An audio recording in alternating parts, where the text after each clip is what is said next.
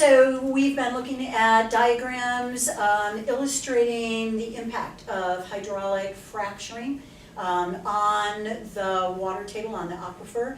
And you guys have had a few minutes to look at these diagrams, both of the diagrams, and to discuss them in pairs. And I ask you to think about which diagram do you think might have come from a pro-hydrofracking perspective, which one from an anti-hydrofracking perspective, and why? So, who wants to weigh in on that issue?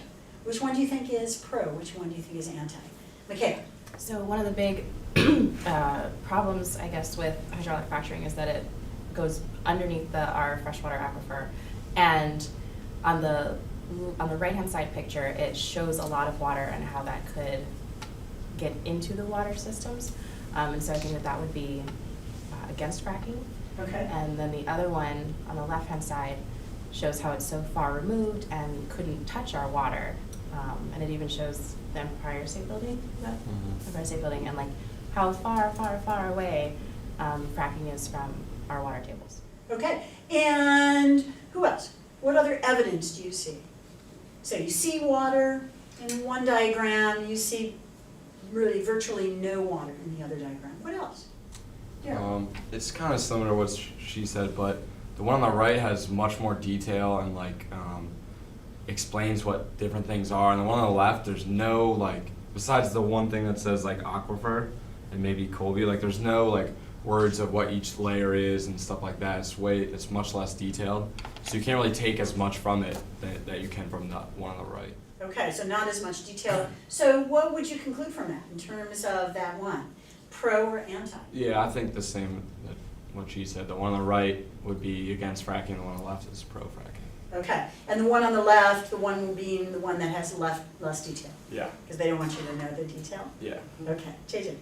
Yeah, I also think just looking as a general picture at first glance on both of the images, the one on the right looks like kind of like the earth, there's trees and water, and it kind of looks like how someone would think that the earth looks like, whereas the one on the left, it's a square and it doesn't really look like our planet or anything. So if someone was just quickly glancing at these images, they might think oh, kind of like Michaela said, there's nothing, the one on the left has nothing to do with us, and it's just something we can brush off, whereas the one on the right hits home because it's more, even though it's not a familiar image, it definitely looks more like something that we've seen. That you've seen before. Mm-hmm. How many people would agree in terms of this? Is there anybody who would disagree and think that maybe the one on the right might in fact be pro-hydrofracking?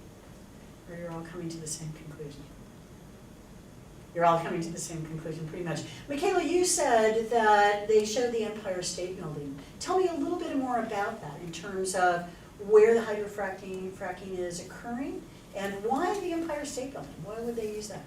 I mean, the Empire State Building is an iconic figure of one of the tallest buildings that we have, and it says on here it's 1,200 feet-ish, and I mean it's about a mile going down, and so it's literally a mile down that they're fracking, and it shows little Empire State Buildings on the side.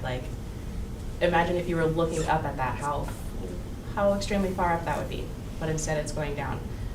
And also shows that the well is just about the same size as that.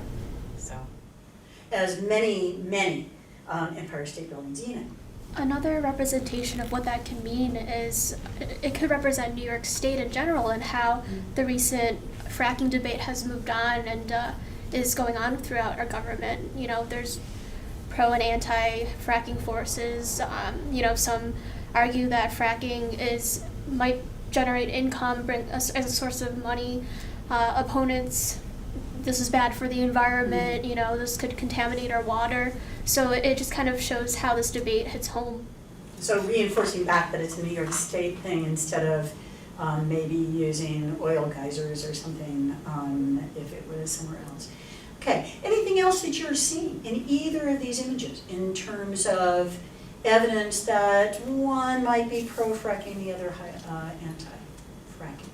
That hasn't been mentioned so far. Yeah, Carl? I feel like the quality of the one on the left is a lot better. It looks like a higher quality production to show this, and I think that could represent that it's a pro-fracking group because it makes them look more credible, that they're producing this high quality, better image. So tell me more about that. What makes it look more high quality?